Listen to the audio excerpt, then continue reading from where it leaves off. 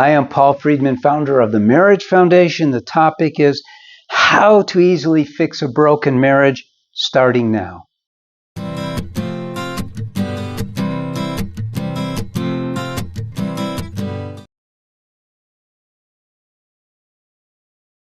Welcome back. I'm Paul Friedman, and this topic, how to fix a broken marriage, starting now easily, is our topic. I'm Paul Friedman. Now, the emphasis from my perspective, and I want it to become your perspective, is the word easily, because it's not hard. Starting now, this is another important part. I'm going to give you some tools right now in this video so you could start the process of fixing your broken marriage. Now, there's a caveat, okay? And that is that it's easy. You could start now, but it isn't going to be done tonight or to this morning. I don't know when you're watching this video, but we're going to get you started, and a solid start, okay? I'm going to give you a technique, maybe two, for communication. But first, let me give you some information about marriage itself. I'm going to tell you why you got married. Now, I used to do this. I started saving marriages in 2001. At that time, I was a divorce mediator. Never had the thought that I could save a marriage. Never wanted to save a marriage. I believed in divorce. I was divorced at that time. And I made plenty of money helping people with their divorce. Bad karma, I know. But I wasn't doing it for bad reasons. I'm not trying to justify. But when I went through the divorce, I couldn't believe the pain imposed on myself, my ex-wife, and my kids, basically because of the court system and everyone in it. I mean, let's face it, when you get a divorce and you try to do it by yourself, you're crazy. You got to have an attorney. And the attorneys, one of the first things they know about you, how much you're worth. So guess what? They're figuring out, how long can I stretch this out? Should I bring in psychologists? Should I bring in this and that?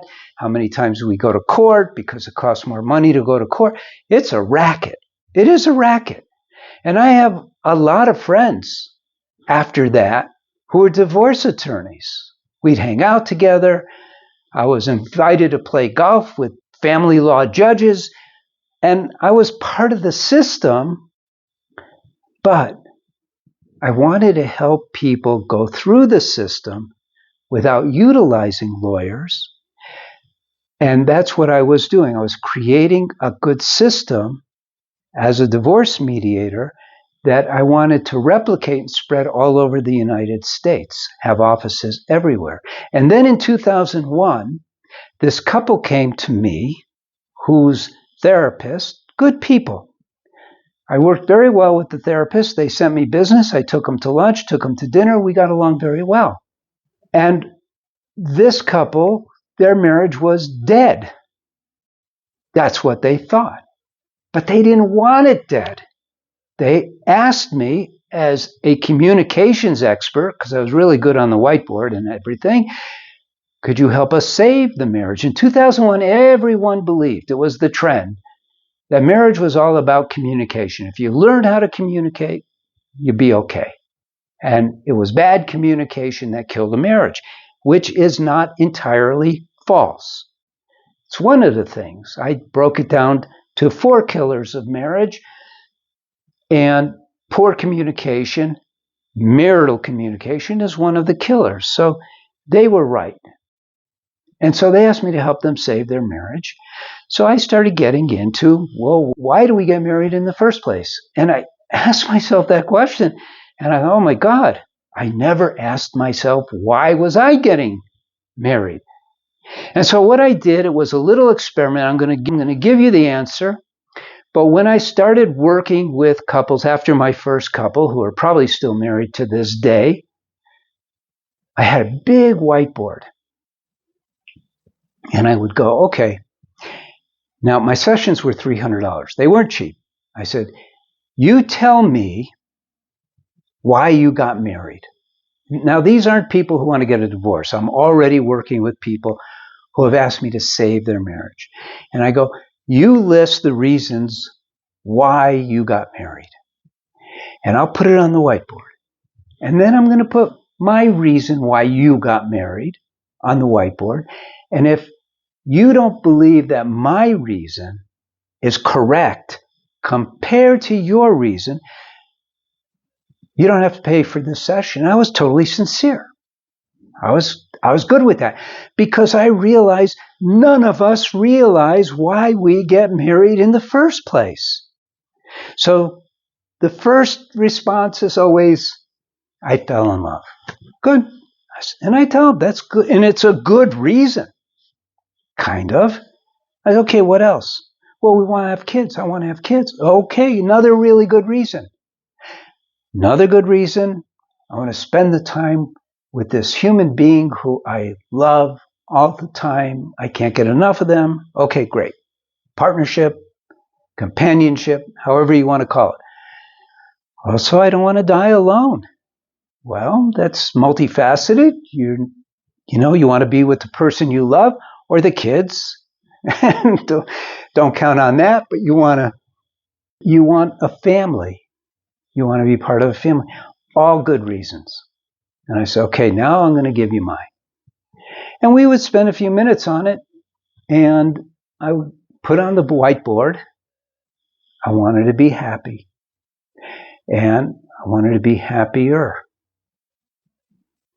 And they would go, huh, of course. I said, right. And what's the one thing that is impossible for you to be unhappy when you're feeling is love.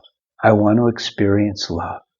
Now, this is a very deep topic, this love business, because in our world, it has become distorted because of Western psychology. Now, I'm not blaming them. I'm merely explaining why, because it goes back to the father of Western psychology, old Siggy Freud, who decided that love doesn't really exist separate from the mind's perception of love. And so he called love an abstract thought. And if you look up love, if you Google love, you're going to find answers like, well, it's increased like. And they'll give you examples. Well, I really like this, but I really like that. I love that. But that's not the truth. Now, I know that that's not the truth because as a spiritual person, I've experienced real love. And I realized that it's not of the mind at all. The mind, actually, if you really break it down, and I do break it down, both in my books and in my online courses, one for men and one for women, I break it down, and what I do is I explain, and I'm going to explain it now to some degree. Ask yourself, what am I? And the answer will be something like, well, I'm a human being. I'm a man. I'm a woman. I'm a happy person. I'm a sad person, like that. We define ourselves with adjectives, but that doesn't really get at the truth of what we are. And yet the truth of what we are, unless you're afraid to acknowledge that God created all this, the truth of what we are is we are created in His image as souls. We are souls. The soul as a man, soul as a woman, makes no difference. You're essentially spiritual. You're a soul. And the main attribute of a soul is the same as God, because we're created in God's image. And what is that? Love, joy, wisdom. And we're so separated from those thoughts, from those ideas, that when we get married in this material entity instead of the spiritual entity, even though we got married in order to experience happiness, which is a spiritual thing, and love, which is the ultimate spiritual thing. You see? So what happens is we have no idea what we're doing when we're married. I saved so many marriages. And I'm going to tell you that all of the people who I helped get a divorce, I don't even know how many, none of them should have had a divorce. Because I learned everything about marriage and I was able to communicate with people, master of communication, what marriage is, how to live it, how to pull yourself out of the hole that you dug yourself into. And most importantly, well, one of the most important is how you can do it without your spouse even participating. You don't need their participation. In fact, I could tell you right now, if you have gone to couples counseling, and many of you have, then you know it's filled with pitfalls. First thing that happens is you go in and you waste your time because the counselor says, okay, what's going on? What's going on? And it's like being in court. You're not saying, well, what's going on is I want to regain the love and joy that we had in our marriage. Nobody says that. So first thing you're going to do now, starting now, is you're going to recall why you got married. I got married to be with my soulmate, to give love to my soulmate, not to be loved by my soulmate, and we're not going to get into that in this video, but to give love to my soulmate so I can feel constant, ever increasing joy. And I'm not BSing you. Constant, ever increasing joy from day one, once you realize this is what you're really doing here, until the end of your days. Ever increasing love and joy. Techniques. Here's the technique. It's a communication technique. I'm not going to go deeper into it. What I teach in the books and what I teach in the course is how to recreate your own thinking so that it becomes automatic, what I'm going to share with you now. But what I'm going to share with you now is a communication technique. Now, I'm going to tell you, you can't rely on techniques like this long term because you have to be who you are, which means you have to modify your mind. And yes, you have the power to do that. So here's technique number one. You're about to say something to your wife or your husband. Stop. Just stop. Ask yourself, is this going to have a beneficial or a detrimental impact? What's it going to do? Beneficial or detrimental? This is the technique that I used with my very first couple. Now, they were easy. It wasn't difficult for me to help them with their marriage, although there was far more education that I got that I transferred over to them, but this was the beginning. Stop, beneficial or detrimental. Do not allow yourself to bypass this. And within days, the temperature is going to go way down in your marriage.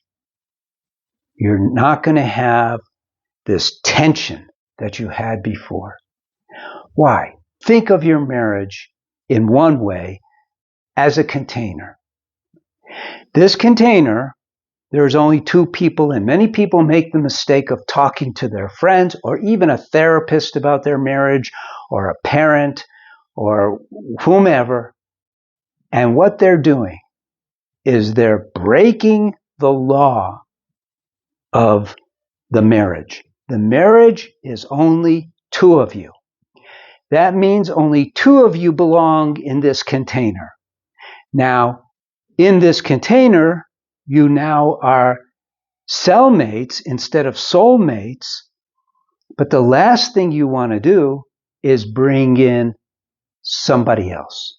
So you never want to talk to anybody about what's going on in your marriage. And you yourself, and don't ask your spouse to do this, just you yourself, only put in sweetness. You see, you have a container, you put in only sweetness, the container will contain sweetness. Now, love and a powerful, proactive attitude of only putting in love will push out any of the negativity that was there already, any of the negativity that they might put into the container, they being your spouse. Make it your mission. I'm only going to infuse love into this container. Now, psychologists will go, you're going to explode. You can't do that. You have to vent. You have to let it out. You have to set boundaries. No, you don't. You didn't get married for that. You got married to experience, what did I say earlier? Happiness and love. That's it. You don't have to set boundaries. You don't have to learn how to be this negotiator. You don't want to negotiate anyway. You want to create love and happiness. Now, it's extensive. The teachings for marriage are virtually gone, except I'm only aware of my having them. I didn't create them, I discovered them. Why do I say that? Because God creates everything. And we just have to look in the right places. We have to have the right attitude. So could you discover this on your own? Yeah, you could. But I'm telling you right now, it took me 8 years to really get it all discovered, all put together. You could save a lot of time and effort if you just use one of my books or use the online course for men if you're a man, the online course for women if you're a woman. The main point here is you're going to start fixing your marriage easily, starting now, by following that technique. It's so great. I am very excited about what I discovered because literally thousands of marriages have been saved with this stuff. And I think, a good friend of mine was a fellow divorce mediator, and we used to speak at Second Saturday, which was a support group for women going through a divorce. And I handed him my book after I wrote it. And Robert goes, okay, Paul, I'm writing out a check right now. You're going to create he was a very strong guy. He was a ex-Navy SEAL. And he said, we're starting a nonprofit. And here's the money for a lawyer. And he was a lawyer. But there's obviously specialized lawyers. And we started as a nonprofit. And to this day, we're still operating as a nonprofit. So it's a very powerful system that we have. It's going to help you. And I urge you to look deeper into this. Go to our website. If you have a question for me, put it in the comment section. I'm happy to answer it. If you want to just have a free question answered, there's an Ask a Counselor link below. Go ahead and do that. So I'm so glad you stopped by. If you follow what I'm saying, it'll change your marriage. It'll change your life. God bless you. Thank you for stopping by. Again, I'm Paul Friedman. I founded the Marriage Foundation. Take care.